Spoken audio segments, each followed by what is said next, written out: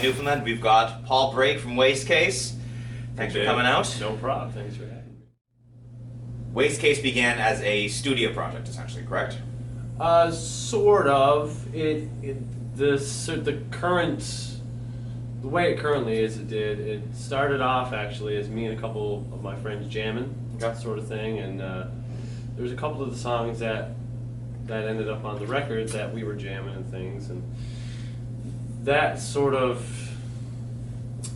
formation of WasteCase didn't really work out because just people were busy and things like that, so we couldn't really get too far with that. So I decided to sort of take what I was doing there and move it into a studio setting, because I just moved into a new place, which had a basement that I could set up my own little studio in. So I just decided to take it into that sort of realm and produce the songs myself and to just take it and run with it myself, sort of thing. Okay, cool. So it kind of began with a couple other friends, and then you recorded the entire album in Act of Defiance. There's a review coming out along with that. If it's not already out, check it out. Great album, man. Thank you. So you recorded all that yourself. Mm-hmm. You tracked all the parts yourself, and now you have a live band playing it. Yes. Yeah. So why don't you tell us and listeners about the current lineup and, I don't know, future plans in general? What we can expect from it? The current lineup is, we have Barry O'Keefe on guitar, Chris Carter on guitar, we have Evan Hennessy on bass, and Adam Hearn on drums. They're from various projects around the city, Release the Hounds, Rivals, A Legend Fails. So they were, I knew I could kind of trust them to play the material because they played it live before, and they're really taking it and running with it. And I'm super happy with the musicians that I ended up. Yeah, I don't know a lot of them, but I have heard. Oh my God, Barry O'Keefe's project. Release the Hounds. Thank you, Release the Hounds. Yeah, I think did I mention Release the Hounds? If I didn't, I think it. Yeah, as soon as I heard that he was playing in the band, I was like, that's a perfect fit. Yeah, I was excited to kind of.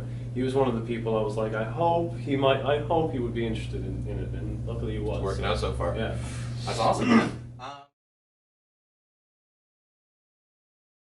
Do you find that it can be easier to be territorial about lyrics or vocal parts as opposed to other instrument parts? Do you find there's any difference? If you were to bring the song, say you were to write new material with a band and you brought all these parts along, and they were like, change the guitar part. Oh, no problem, fine. Change that lyric. Do you find that it's... It all depends, because I'm really picky about my lyrics. Okay. So,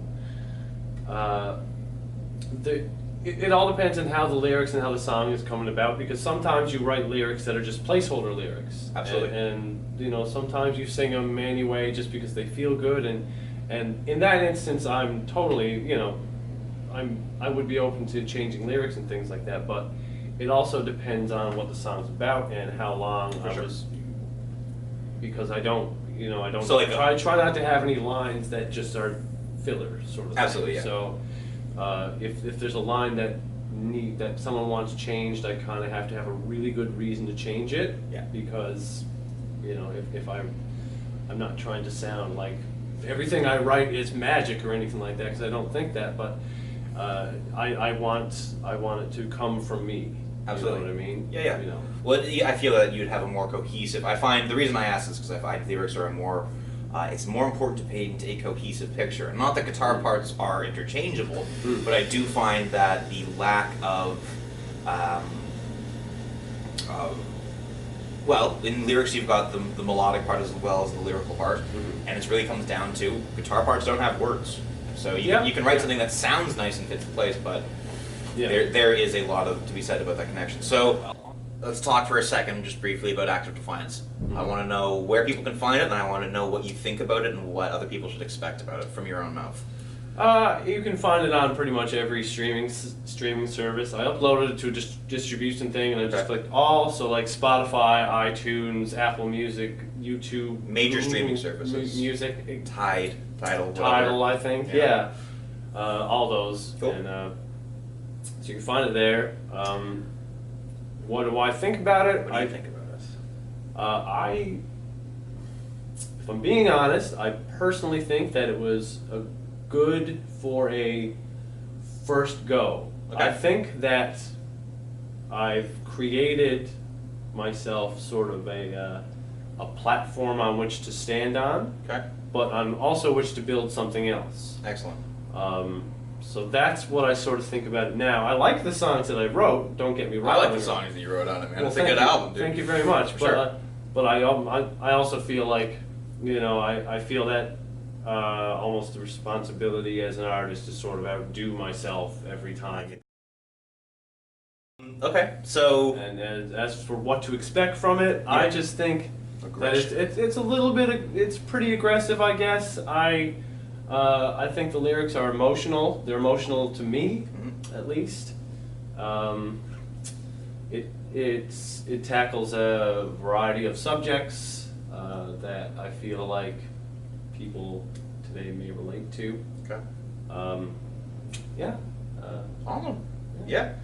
It's about 25 minutes on all major streaming services, or the vast majority of them, it sounds like. 8 songs. 8 songs, check it out. It is aggressive, it is punk rock. I'll put my 2 cents in really quickly. I think that when you're saying that it was a good first go, that might be, you can hear a lot of, you know, it's not a Steve Albini level mix.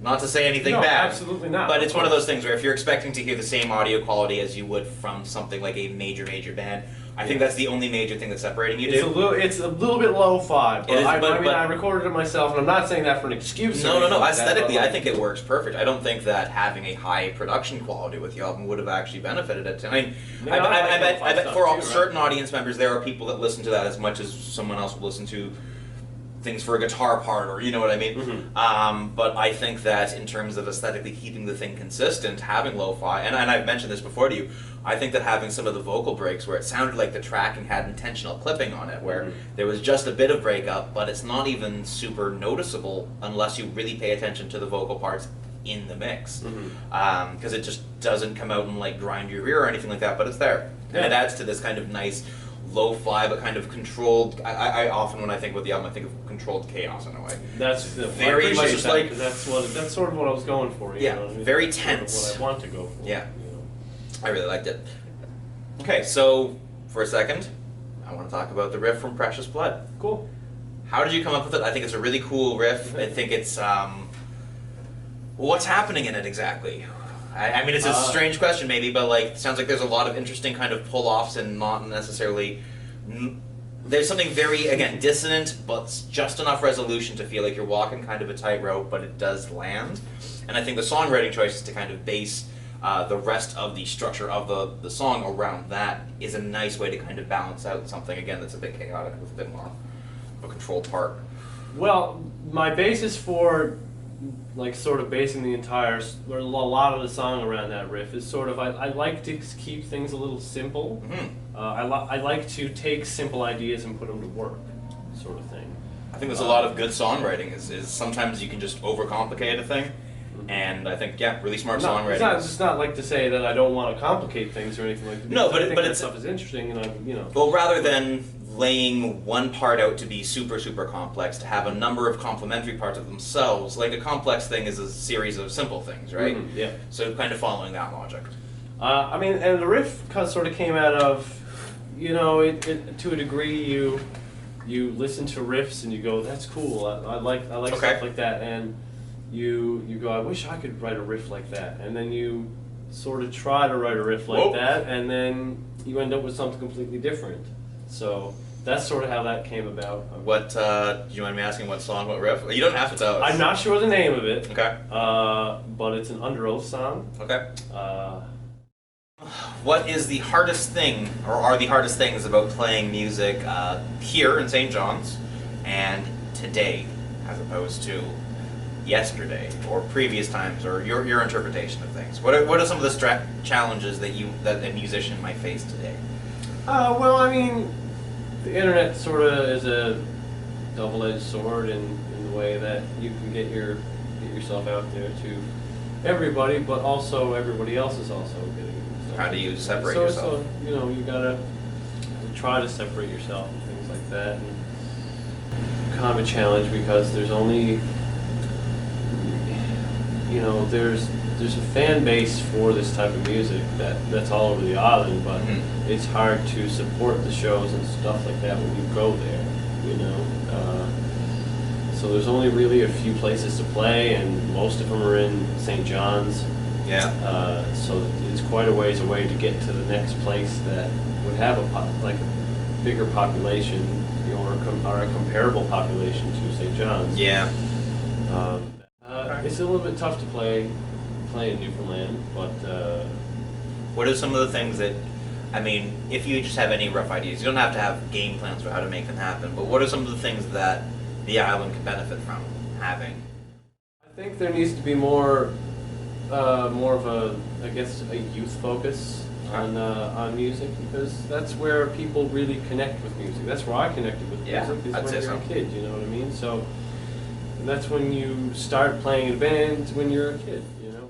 Then you start. So, we're talking about bands on the island. Do you have any local bands from around St. John's? Doesn't have to be, give me like 4 or 5. It doesn't have to be a top 5, but some awesome bands that listeners should check out if they haven't heard of them. I don't go out a lot. Okay. So I'm a little bit out of the loop. So, but I know what I like. Okay. I like to see. Tell us what Paul Drake likes. I like Bad Milk. I like them a Milk. lot. They sound just different. They're noisy and they're groovy at the same time. I like them a lot. Okay. Smoke Signals are super great. Who doesn't like Smoke Signals? Yeah, they're just super tight, and those are 2 that come to mind when I think of bands that I like in town. Okay. There's a ton of bands where I like to see them live, and I like to see their live music, and I like to see them play, and I like them in that regard. But there's bands where I'll listen to them at home, sort of thing. Sure. So, Yeah. So those are 2 bands that I'll Listen to at home. listen to in my own time. You know what I mean? Okay. Yeah. What else are you listening to right now? These days, I'm trying to sort of branch out. Okay. The last little while. I mean, I listen to a lot of Bob Dylan and Steely Dan. Awesome, yeah. And different, like some Prince and stuff like that. Any albums in particular that's been on rotation lately? I really like. I'm more of a song guy most of the time. Okay. Like don't get me wrong, there are albums that I think are great and that are hard to me. But, Sure. I like to pick and choose. Are you listening with songs. Spotify? Yeah. So I bet you that has something to do with it. Yeah, I make a lot of playlists and stuff like that. That's actually, it reminds me of the old like LimeWire days, and I find like even now, like when I first listened to White Wedding by Billy Idol, I found that off of Spotify. There's a bunch of songs where creating a playlist like that, it's there's a lot of meat in it. You get a lot of really good stuff that you listen to just straight, and in some ways I think that's a great thing to do with your listening. In some ways I like the album experience, but I guess they both have their strengths. Oh, definitely, yeah. Other than that, I'm trying to kind of take a glance into this new age of electronic production music and stuff like Okay. that. There's a lot of it that's really pushing things, and I like that a lot. And Sure. I want to sort of, in a way, sort of make that part of my musical experience, and hopefully I can output some of that as well. Yeah. You know what I mean? There's a lot. Again, any specific examples that you can think of? Yeah. The main example, I guess, would be, I mean, I listen to Death Grips. Death Grips are fantastic. A decent bit. Yeah. What do you think of Zach's drumming in that? Oh, it's fantastic. It's insane. It's I've great, seen yeah. videos of him playing, and I'm just. It's super fun. I play a little bit of drums. I don't practice them enough, but then when I watch him play, I realize I definitely do not practice enough. Yeah, he's quite. And good then his at it. performance again too is like I love how he'll like rip apart his entire drum kit while he's playing on stage and stuff like that. I just He's think a beast. It's just wild how he has those fucking speakers just right next to him, and he just Yeah. right fucking here. Yeah, man. It's just- He's intense. Yeah, it's great. Actually, this is a kind of interesting last thing to talk about. What do you think about streaming services and just the nature of technology? I'll wrap this in actually. There was I thought that your release went well. I noticed WasteCase was a thing long before I heard you guys. You were putting out singles and stuff like that and promoting it really well. I thought you did a great job in that. And I basically want to ask you what your thoughts are about the current climate for how you release music, how people have to release music nowadays, and I guess it's a lot to put into one question, but what you think about the nature of the relationship between music and technology right now, if you have any thoughts on it. I don't know. I think it's a double-edged sword, like I was saying before. Like, you know, there's a lot of people. So much out there, but you can also get out there too. So the trick really is to sort of to get in people's faces and stay in people's faces with something that's authentic yet engaging. Okay. You know what I mean? So it's something I was. It's a real challenge. I feel like It's also a challenge to make something that's sort of engaging yet mysterious. You know, so that was right. sort of. Well, that's a big thing is when you look at bands to. back in the day and stuff like that. Between the space where they would drop an album and stuff like that, there was a very kind of a mystique about it of like what could they be doing. Yeah. And now you can see them having coffee in their living room. It's just like this is maybe too much. Yeah, I remember when I was a kid, I used to, in between, like, when I grew up, AFI Sing the Star was one of the biggest records that had an influence on me, and in between that record and December Underground, there was this whole mystery thing. Yeah. There was this whole big thing, and it was so tantalizing, and it kept everyone super excited and stoked. And it created such a rabid fan base, and that it not only did it do that, but I just found it cool aesthetically. You know, it just works with art. Absolutely, you know? The whole heavy music and music in general just works with sort of mystery and that was back when they did intros in albums too. Remember Yeah, when they right. did like intros? Yeah. Those 3 records that they had, those Black Sails, Art of Drowning, and Sing the Sorrow, which, in my opinion, are their golden years. And it's not that they didn't release good material I'd before agree. or after. Yeah. But I think a lot of people That was their agree stride. that was like those 3 records were really a big point for them. Absolutely. But all those records had the intros on them, and they Yeah. all had the secret tracks as well. Secret tracks. I love Oh, who doesn't love have a good secret track. You yeah. can't have a secret track on Spotify anymore. No. You could, well, I mean, I guess you could, but it wouldn't be. It would lose all of its mystique. Yeah, exactly. Yeah, It's you see the thing. secret track. Oh, Well, what 15 could this minutes be? long, and this song is 3 minutes. I Yeah. wonder what this is. Yeah. Yeah. Cool. Yeah. All right. Well, on behalf of Heavy Newfoundland, I'm Ben Chapman-Smith. We've got Paul Brake from WasteCase. Check him out. You can find An Act of Defiance on all major streaming services. Keep an eye out for watching them live, and thanks for watching. Thanks. I just ran out of patience. So banging my head against the wall, nothing ever changes. Except the things I don't want to at all. So instead of waiting for the guillotine to fall, my apparition is faded, and time slows to a crawl. It's like a kick in the teeth, and the bitter taste